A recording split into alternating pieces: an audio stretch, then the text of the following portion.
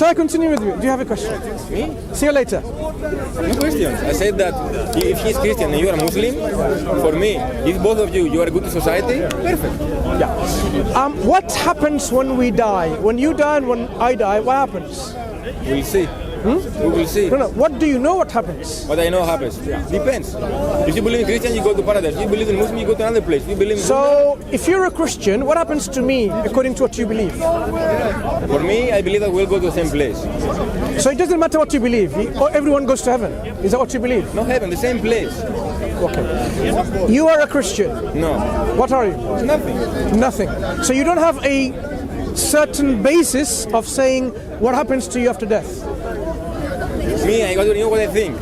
Like, you're animal, like a small bird. But it happened because of evolution to grow our brain. So then we created other things. Okay, now I see what you're doing. Okay, let me give you an example, right? Suppose you wake up one day from your sleep and you find yourself in a fast-moving train. Train. Yeah? Train's going somewhere, but you are in a compartment.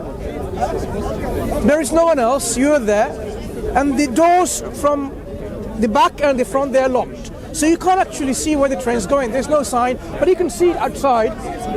Train is going, you're passing, all these green fields and lots of things. Are you just wondering? Okay. There seems to be some food there, so I'm going to eat the food. There's a nice seat, and I'm going to just sit on this couch, and I'm going to, and there's some toilets there. So food, toilets, water, sleeping, what do I need? Oh, it's quite warm in here. So I'm going to just live my life without even bothering to ask myself, how did I get here? Where am I going? I can see the train's going somewhere, but you can just say, there's no destination. It's just going, that's what it's just reality. I like bothering. You're right. Wait, think. So imagine now you are a person who just said, I've got enough food and I've got, drinks there, my sleep is taken for, my clothing is there, call for the nature, everything is organized. So I can live my life, all my life, until I die, and that's it. I don't need to worry about where I come from. What am I doing here in this train? Looks like a train to me in all sense. And where am I going? It seems to be going in a particular direction. It's not like suddenly going in circles. I can see that it's going on a track. To a certain individual, you will say they're not actually really thinking.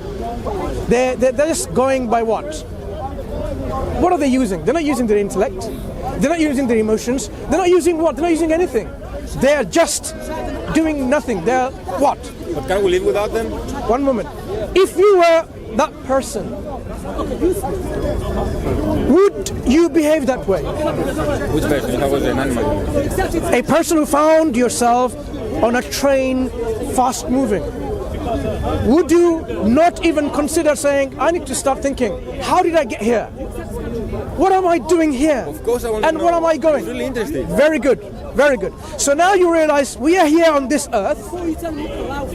How did we come here? What are we doing here?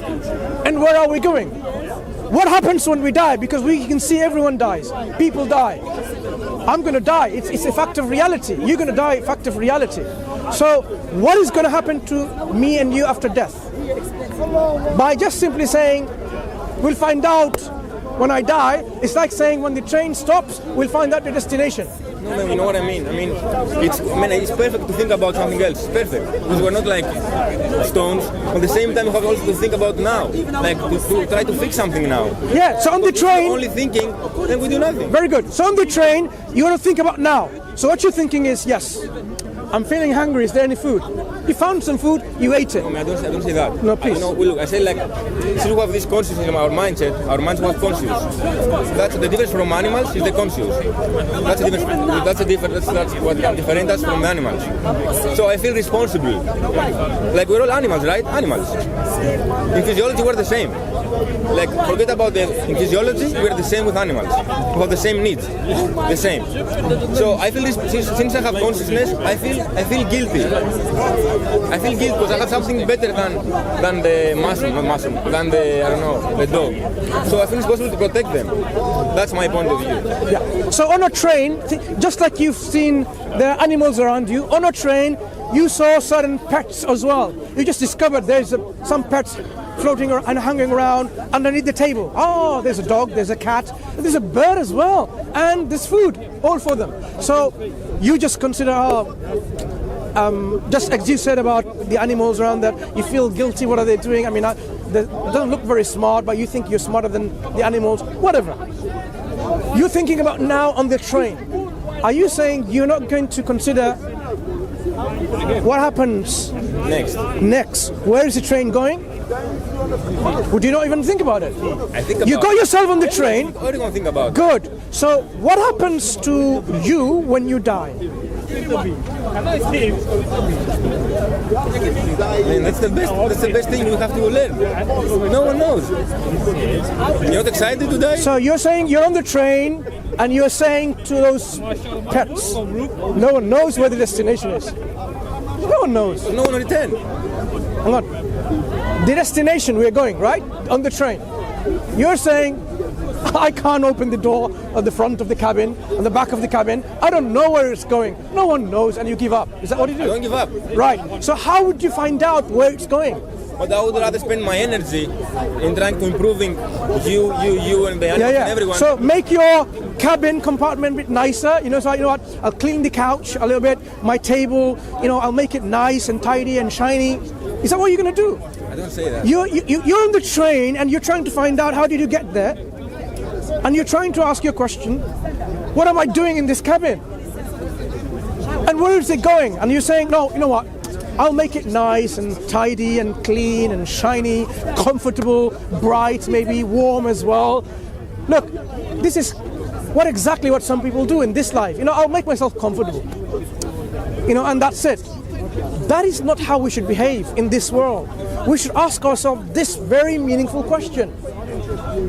And then what? Where did we get here from? What are we doing here now? And what happens to us later? Where are we going? What's our destination? You can ask why as well. Why are we in the train? Why are we here? Yes, why are we here?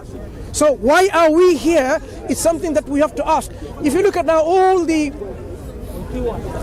living creatures, they seem to be following a particular law that's already instilled within them. Instincts. We have instincts, but there's something else that we can override our instincts.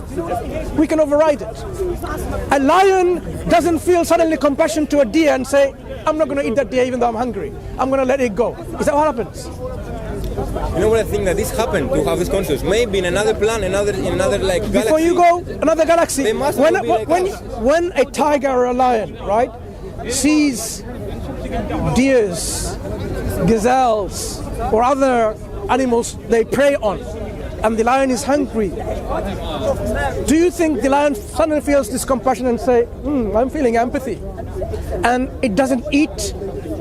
Is that what they do generally? No, they don't have empathy. Right, but you can actually, even if you're hungry and you saw someone there, someone who's in more need of you, you don't eat. You can give all the food away. You eat. So why? Why? There's a difference. Yeah, we have difference. So why we are the worst animal in the planet? Why we're not the worst animal. So let's go back to this question again. Since we have the empathy, why we're the worst? We're the worst. In what way we're the worst? We destroy the whole planet. Lion doesn't destroy the planet. Oh, destroying the planet doesn't mean it doesn't work. It means there are certain people who do not make themselves a responsible individual, and they abuse the resources around, the people around, and so on. So it's wrong with certain people, not every people. Not everyone's trying to destroy the planet.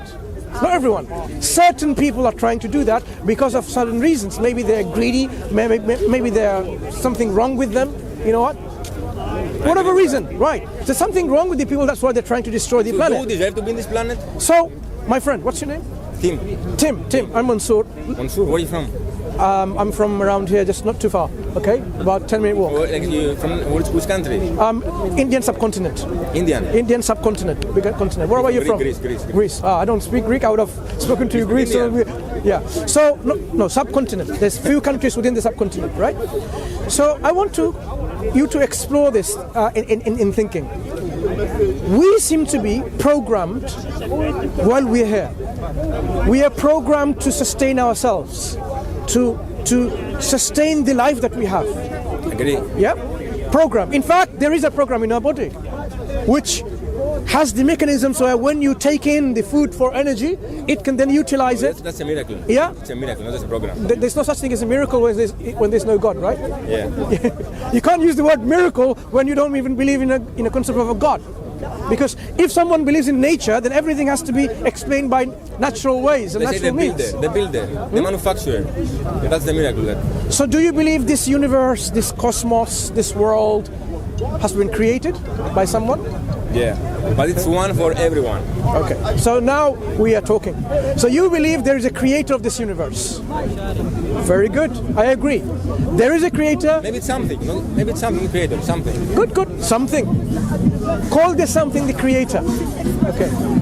What possibly could be the qualities and attributes of this creator? Attribute, quality. Qualities. Yeah.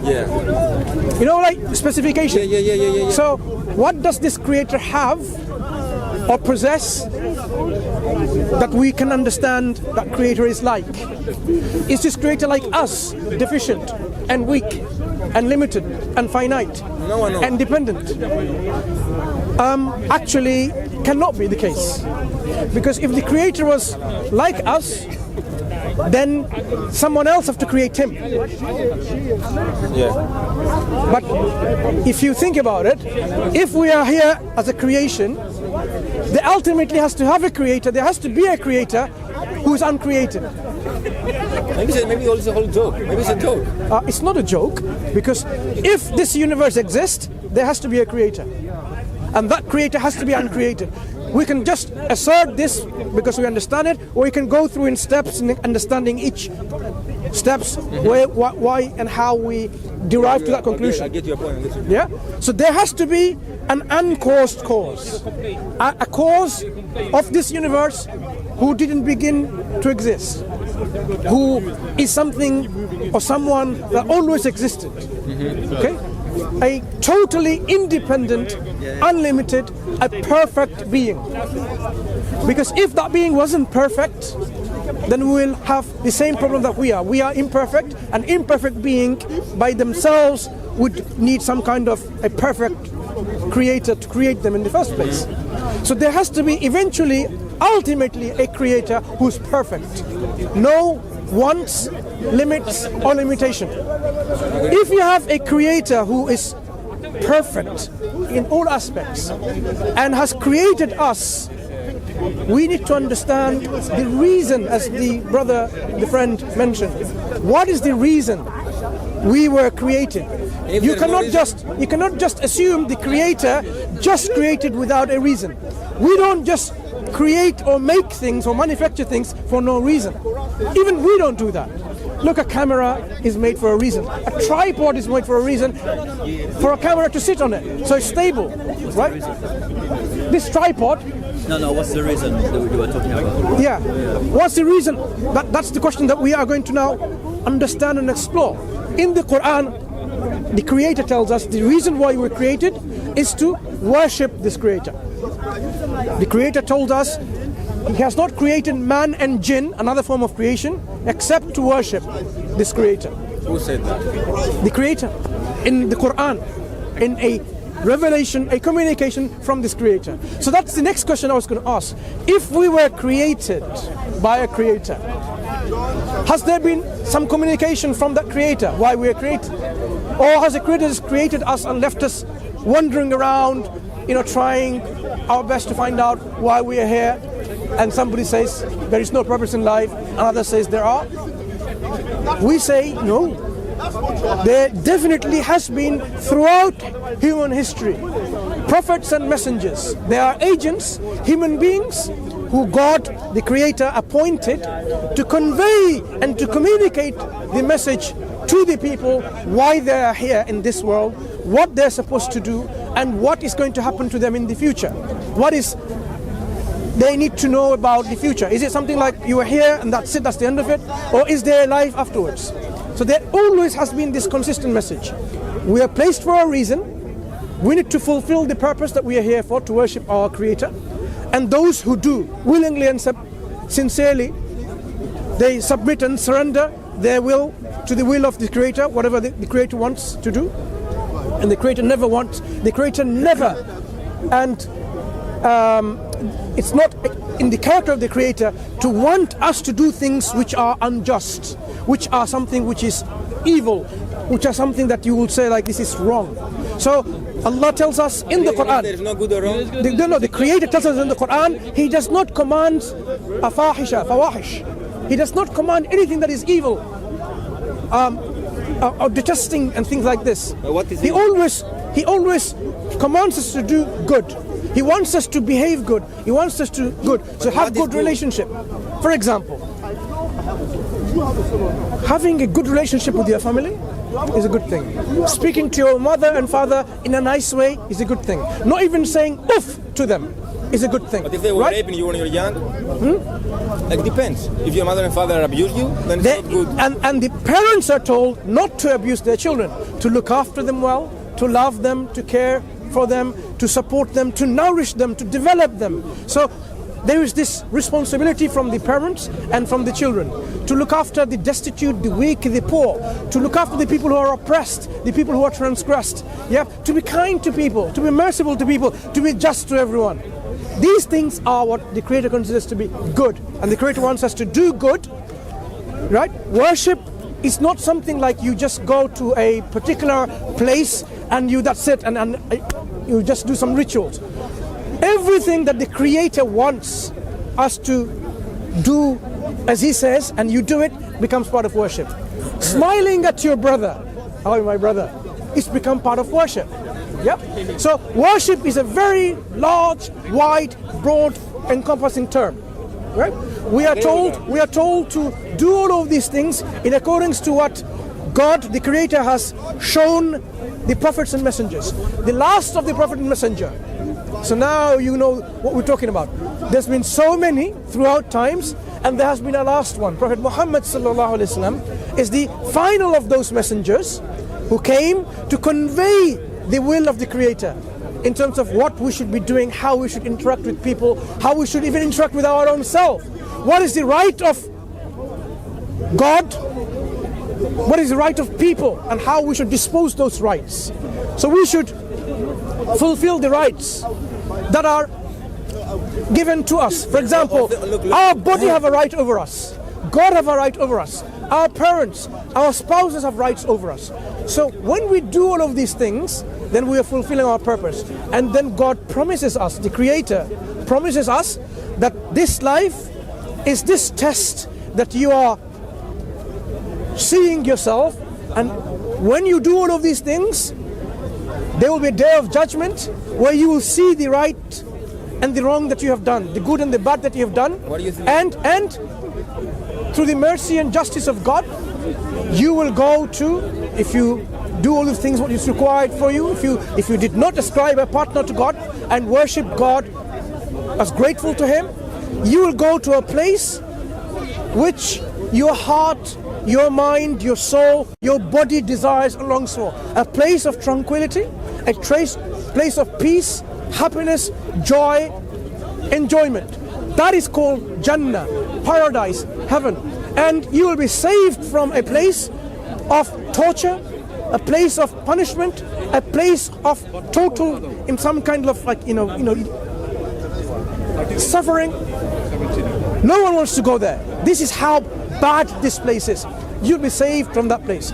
And that place, when you go there, if it's Jannah or Jahannam, which is hellfire, Jannah is the paradise and Jahannam is the hellfire, there is no end. There is no death. You live forever and forever. You know how the feeling... the same like paradise to me. I'm not nothing, but look at the same. Like if you are good, if if you are good, you go to paradise or hell. The thing that you just told me means the same to me. Like, I think all the religions, if you are good, then it's cool. What is good? Who decides what is good? So that's what he said. Like, if you are kind to your family, if you communicate with your friends. And worship, most importantly, as you are pointing out, the most importantly, it's not about the rights of people, but the rights the environment has upon us, rights the animal have upon us, the right of God. What is the right of God? The right of God is that you worship and are grateful to Him alone without ascribing any partners to Him. Now, you know what There are people, do you know there are people who worship a monkey? There are people who worship a rat. There are Even a people who stone, I know, worship stones. I know. There are people who worship man or a woman. This is violating the rights of God. And if you violate that right of God, God has already clearly communicated to us saying, you will go to hellfire and that will be the only abode and there will be no coming out from it. But look, man, let's say that I worship a stone every day. Yeah. Mate, but my whole life, I protect people, I help people, I do everything good, but I worship stone. Very good question. Why should you deserve the reward from someone that gave you a purpose to fulfill? Instead of fulfilling that purpose, you went against the purpose and you did something else on the contrary. To give you an example. Suppose you are employed by a company, right? The company said, this is what you have to do. You have to work for this, do these projects, and then this is what we'll do. Our company will meet its requirement, right? That's what the company has employed you for, to do that. Instead of doing that, you say, yeah, I know you're my employer. You go to the rival company and do their works, right? Their projects, all of it. Their competitors, for example. Now, do you expect your employer to reward you for doing the works of someone else and not doing the works of your company? You're doing good, because the other company, what you're doing, even though they're rivals, you're actually doing good things. Good job, maybe you're developing a software, you're manufacturing a car, maybe whatever you're doing, the other company is doing good thing. It's not bad, but you're doing something good, but you're not actually fulfilling what you're required to do. If God created you to worship Him, and instead of worshiping Him, you worship the stone, why do you then say, I still seek the reward from you, God, when I'm worshipping the stone? But if God knew that human would have the capacity to choose bad, why would He create us in the first place? If He knew He would do that. You see, the creation or creating is the prerogative of God. If God creates, it's because He's the creator. He creates as He wills. He can create creation with no free will. He can create creation with free will only to do good. He can create creation with free will only to do evil. Or He can create creation who can do good or evil depending on what they want to do. God can create any of them, and this is the power and majesty of God, that He can create like that. He created the angels. Can the angels do anything bad? They can't. Bro, I have to go. Yeah, it's nice talking to you, Tim. Man. We talk again, but have you read the Quran? Just one second. Have you read the Quran? No. I have a copy of... No Bible, nothing. No. I know. No, read the Bible? No. I know Swiss, where are you from, you said? Greece. There are Greek translations, please get a hold of them, but I have an English translation of the Quran here. It's easy to read. Read this Quran with an open heart, because the Quran talks to you. It doesn't talk to me only. It will talk to you. It addresses you as a human being. It addresses you as a creation. And then you will discover about the reality. Discover about your God. personal experience about Muslims. Which in my country, Greece, all Muslims are something bad. Like all the news, like Muslims, it's something bad.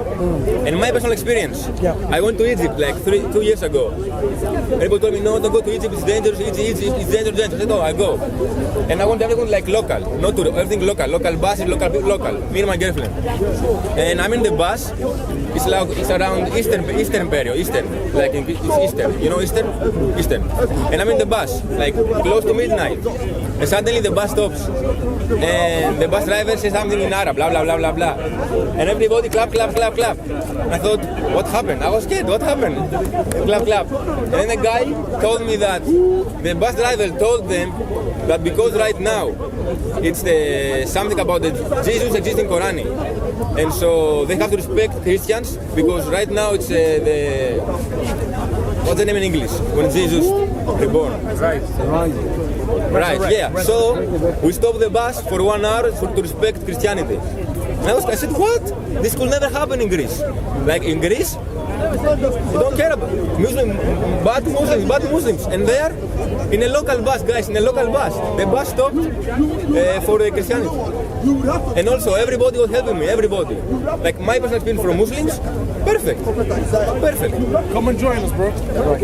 Anyway, it's been a pleasure. It's been a pleasure speaking to you. So please read the Quran, and if you have time again, come back again and speak to us. I'm honest. I'm nothing, but I just love people, like all of you. Like if you're good with me, man, I love you. If you're good with me, I love you. That's my Take care. It's a pleasure speaking to you. You take care. Yeah, me too, guys. And may God guide us all closer and closer to the truth. Right.